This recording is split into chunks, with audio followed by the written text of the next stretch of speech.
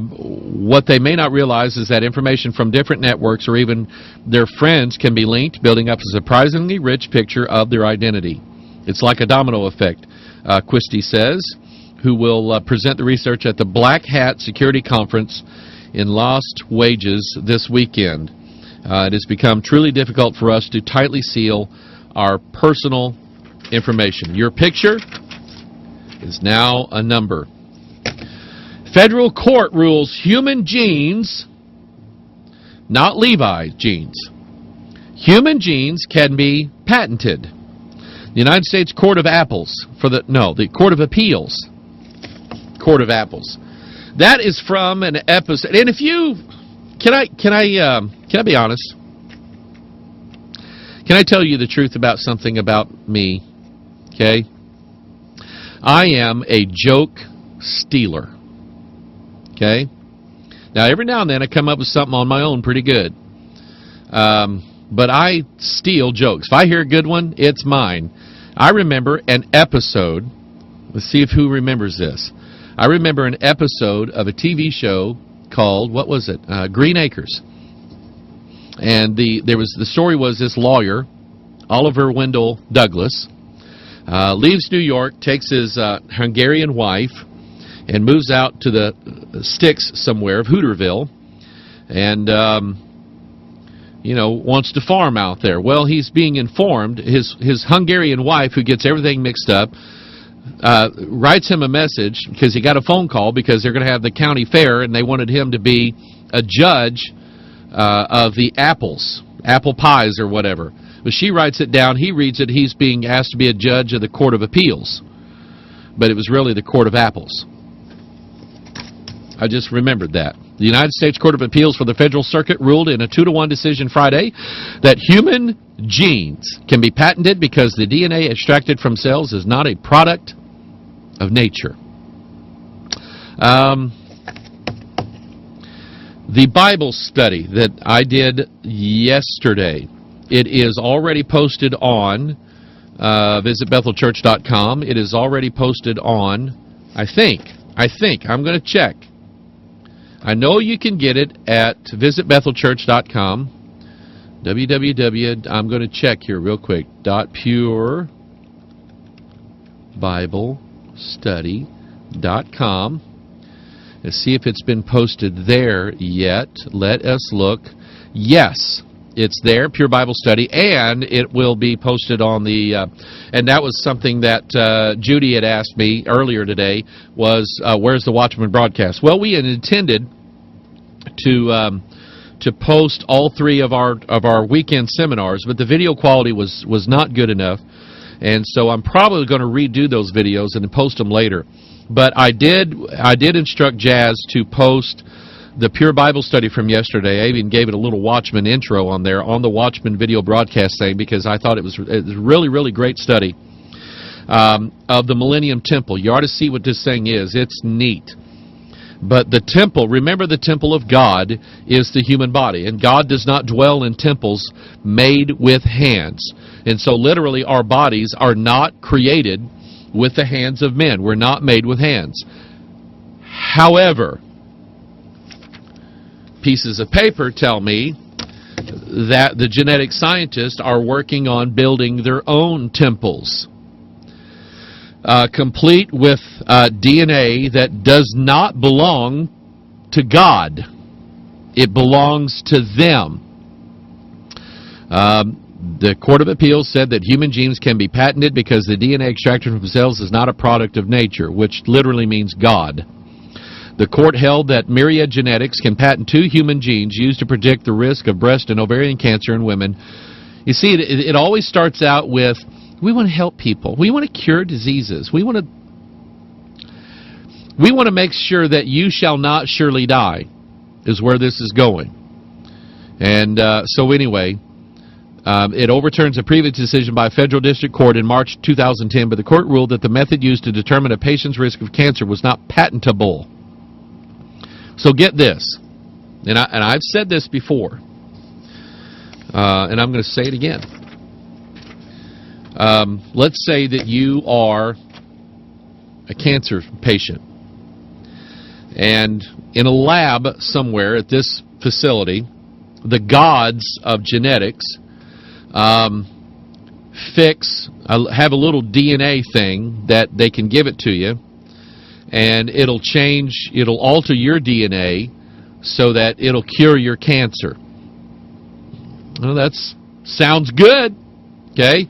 Ask any farmer, when they buy seeds, when they buy GMO seeds, genetically modified organism seeds, when they buy GM seeds, ask them if when they harvest that year, can they keep some of that seed back and replant it? And to my understanding, the answer is no.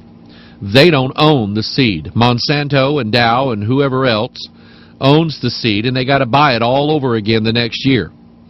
And so you get this genetically patented DNA in you, and it cures your cancer. Okay? And then it just kind of takes over in your body.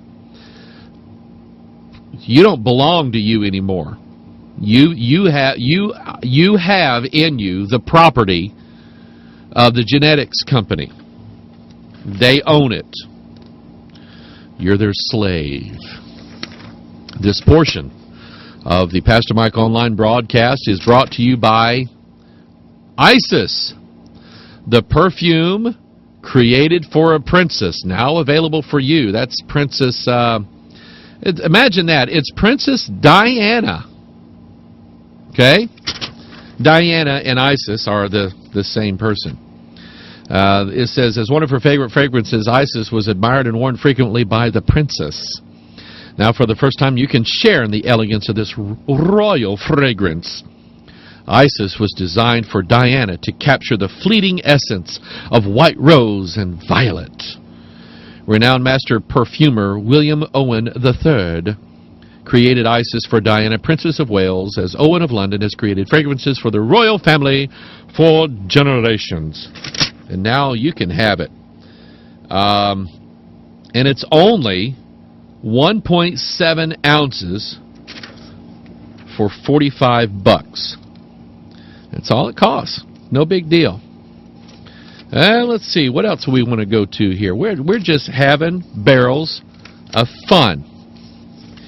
Here's a previous question. I'm going to go in a minute to the Pastor Mike Online vault here, see what people are saying about me behind my back. This is from a previous one dated August 1st, 2011. Boy, that took me long enough to get to it. 10 days, 11 days. Hi, Pastor Mike. They're actually resending an email dated July 17th. Sorry. The question is, with respect to the temple of the body, what is the daily sacrifice and the holy place? Well, every day in the Wilderness Tabernacle, there was a sacrifice going on every single day. Every day they would put fresh loaves of bread out. Every day they would re-perform certain functions that they were doing as a daily thing, and there would be a daily sacrifice in the tabernacle and in the temple as a general atonement for sins to sanctify the temple. Now, this literally was done away with by Jesus Christ. Now,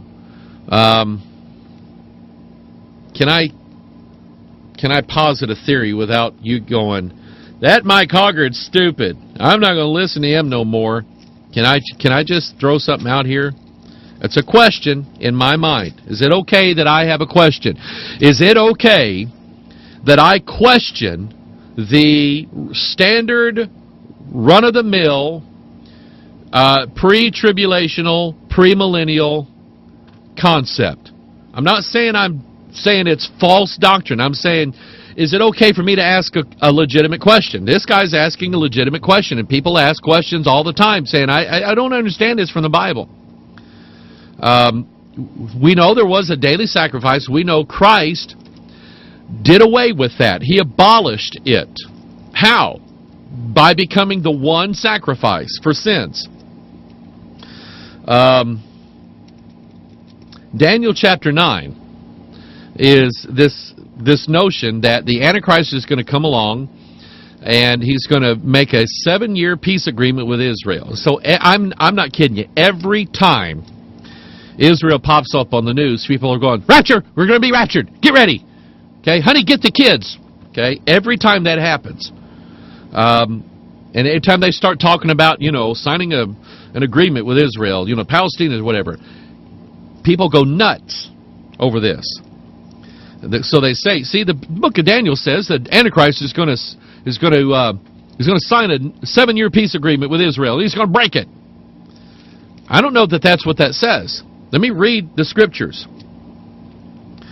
Verse 26, Daniel chapter 9. After 62 weeks shall Messiah be cut off, but not for himself. And the people of the prince that shall come, shall destroy the city and the sanctuary. Now the question is, who is the prince that shall come?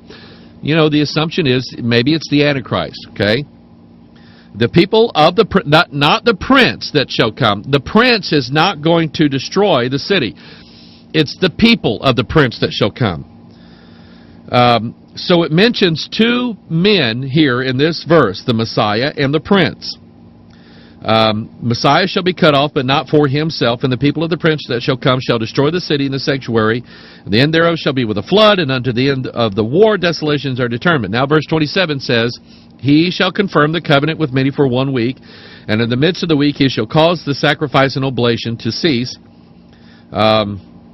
And for the overspreading of abominations he shall make it desolate, even unto the consummation, and that determined shall be poured upon the desolate. Now, admittedly, grammatically, that is a very difficult sentence to understand.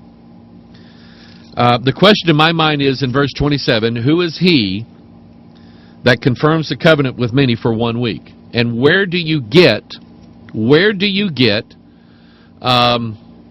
this doctrine that says the Antichrist is going to sign a 7-year peace deal with Israel? You see my question here. And so anyway, just a question. What is the daily sacrifice in the holy place? Now, Jesus did say, if any man would be my disciple, let him take up his cross daily and follow me. We now become a daily sacrifice. I beseech you, therefore, brethren, by the mercies of God, that you present your bodies a living sacrifice, holy and acceptable to God, which is your reasonable service. We are now the priesthood of the believers. And every morning you wake up and you need to say, God, kill this flesh. Okay? Let it not hamper me and hinder me from serving and honoring you. The holy place is the most holy place. It's where the Ark of the Covenant is. It's behind the veil. And then it says, what is the abomination of desolation? The abomination of desolation, in my humble opinion, M-H-O, in my humble opinion, the abomination of desolation. Manasseh did it when he took an idol into the most holy place and said, hey, that looks good to me. I like that God. He lets me fornicate, and he lets me do magic. And that was an abomination, and God desolated Jerusalem as a result of that. I think in the latter days, the abomination of desolation has more to do with the real temple of God, which is the human body, being desolated by the mingled seed of Daniel chapter 2, the 4th kingdom. So anyway, I hope that answers your questions. Let me get to some others here. Here's Bronson, who says, Pastor Mike, what does blaspheming the Holy Ghost mean? Bronson, I'll be honest with you, I don't know exactly what it means. But the fact that you're even asking about it and talking about it is always proof that you haven't done it yet. Some have different opinions on it. I have not spent hours and hours and hours studying that one issue, but it would be a good issue. But I think at some point it's going to become clear to God's people what that is, because I think a lot of people are going to do it. Here is Wesley, who says, Pastor, ISIS Pharmaceuticals here in Carlsbad, all of their medications are genetically DNA-based, so any medications will alter your DNA. This is what I garnered from their web